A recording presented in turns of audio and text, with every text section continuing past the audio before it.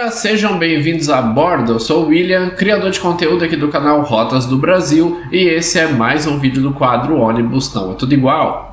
Hoje é mais um daqueles sábados onde eu trago para vocês histórias envolvendo a Itapemirim, que recentemente teve a sua falência decretada, mas ainda é uma empresa repleta aí de muita história e tem muito mais história além dessas e das que já tem aqui no canal para a gente contar sobre ela.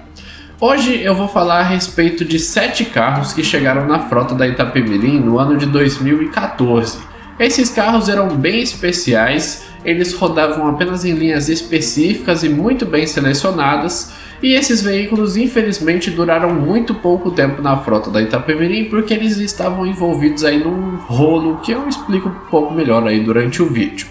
Hoje a gente vai falar então dos últimos rodonaves da Itapemirim, 7 carros que ela recebeu em 2014, mas que só ficaram na frota dela até 2017. Então solta a vinheta do canal e na volta vamos conhecer um pouco mais dos últimos rodonaves da Itapemirim.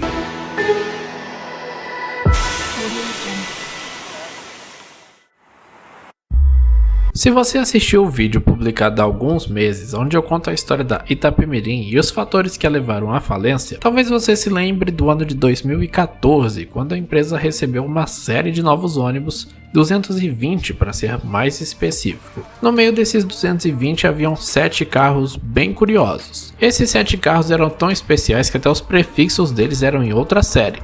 Enquanto os outros 213 carros tinham prefixos na série 60.000, como uma homenagem aos 60 anos de fundação da empresa que ela completava naquela época, esses 7 carros tinham prefixos na série 10.000. Como a Itapemirim sempre utilizou prefixos ímpares nos seus ônibus, os desses 7 carros foram definidos como 10.001, 10.003, 5, 7, 9, 11 e 13. Historicamente, os melhores ônibus da frota da Itapemirim sempre rodavam em linhas nas regiões sul e sudeste.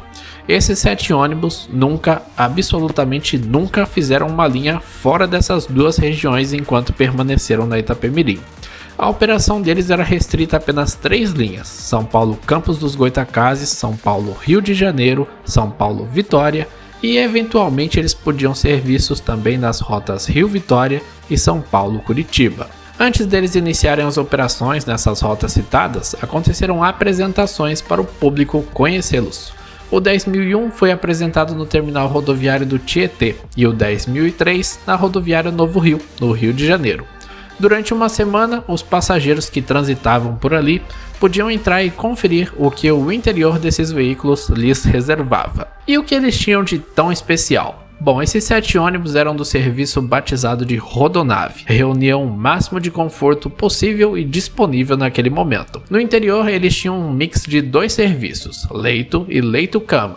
18 poltronas leito dispostas em duplas e 5 poltronas leito-cama individuais. Eu nunca tive a oportunidade de viajar nesses carros para curtir essa experiência e aproveitar todo esse conforto, mas compareci ao terminal rodoviário do Tietê num dos dias em que ocorreram as apresentações, e se eu pudesse eu não saía mais dali de dentro daquele ônibus. Era a primeira vez que eu entrava no ônibus com serviço leito-cama e fiquei impressionado com aquela possibilidade de viajar deitado como se eu estivesse numa cama de verdade.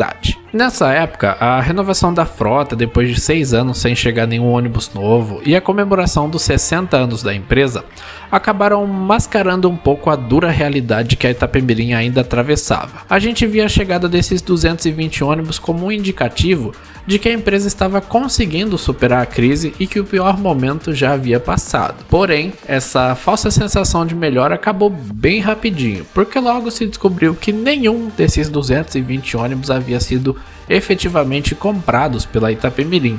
50 deles chegaram através de um rolo com o grupo Águia Branca, e os outros 170 na verdade eram alugados, e mensalmente a Itapemirim precisava pagar o aluguel desses veículos. Eu explico essa parte com mais detalhes no vídeo onde eu conto a história da Itapemirim. Eu vou deixar o link desse vídeo na descrição. É um conteúdo que vale muito vocês assistirem, é talvez o melhor dos vídeos que eu já fiz aqui no canal. De 2014 até 2017 tudo corria tranquilamente, e durante esses 3 anos milhares de passageiros puderam aproveitar de todo esse conforto proporcionado por esses 7 novos rodonaves. Só que em 2017 a Itapemirim começou a ter uns probleminhas, se é que vocês me entendem, com o pagamento do aluguel dos 170 ônibus. E a JSL, que era a real proprietária deles, entrou na justiça e conseguiu que fosse expedido um mandado judicial de busca e apreensão para que ela recuperasse todos os ônibus de volta. Os 7 rodonaves faziam parte destes 170 ônibus, e como os mandados estavam sendo cumpridos no estado de São Paulo, a Itapemirim, para atrasar a devolução desses carros todos e ganhar tempo para se reorganizar, passou a escalar todos os veículos desse lote de 170 ônibus para fazer viagens bem longe do estado de São Paulo. Nessa época, os 7 rodonaves rodavam na linha Belo Horizonte-Guarapari, mas não adiantou muito essa estratégia, porque quando esses veículos eram parados nas fiscalizações, eles acabavam apreendidos do mesmo jeito. Após recuperar todos os veículos, a JSL não tinha o que fazer com esses 170 ônibus, e ela acabou criando um boom no mercado de ônibus usados. Afinal, esses veículos tinham àquela altura apenas 3 anos de uso. Várias outras empresas grandes aproveitaram a oportunidade para renovar as suas frotas em boa quantidade. Destaques para Eucatur, Rod Rotas e Reunida de Santa Catarina, que fizeram a festa e compraram vários carros desses 170. Mas e os 7 rodonaves, por onde eles andam atualmente? Já adianto para vocês que nenhuma empresa grande se interessou por eles e que por caminhos diferentes, a maioria desses carros acabou parando no mesmo lugar.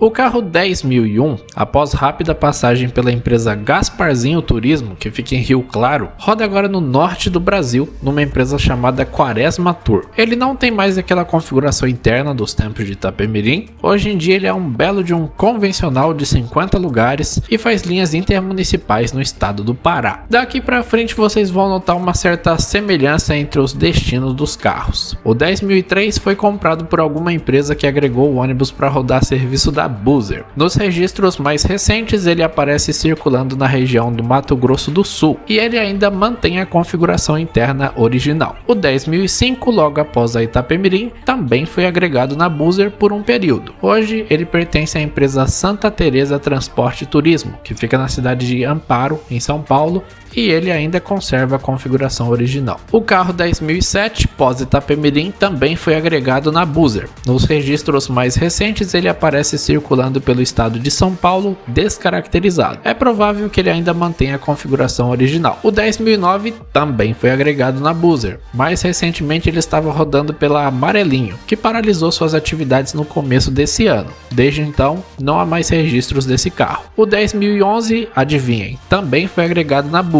e passou esses últimos anos sempre rodando a serviço dela. O último desses carros é o 10.013, e sim, ele também foi agregado na Buser. Atualmente ele pertence à empresa Flag Tour do Mato Grosso do Sul. Aparentemente ele não tem mais a configuração original e a Flag Tour deu uma atualizada no design dele, colocando os faróis e os frisos cromados dos New G7. Mas que coisa curiosa, né? Esses ônibus foram todos vendidos para empresas diferentes, de cidades diferentes, mas 6 dos 7 acabaram rodando pela Buser. Bom galera, no vídeo de hoje então vocês puderam conhecer aí os últimos rodonaves da Itapemirim, 7 carros que na verdade nunca foram da Itapemirim, né? Eles pertenciam à JSL e eram apenas alugados para Itapemirim nesse período aí de 2014 até 2017, e como a Itapemirim acabou deixando de honrar ali com o pagamento do aluguel deles, eles, junto com os outros carros do lote, acabaram sendo todos recolhidos de volta para a JSL. O que me surpreendeu de certa forma foi todos eles irem parar na Buser. Eu imaginava que eles estavam em uma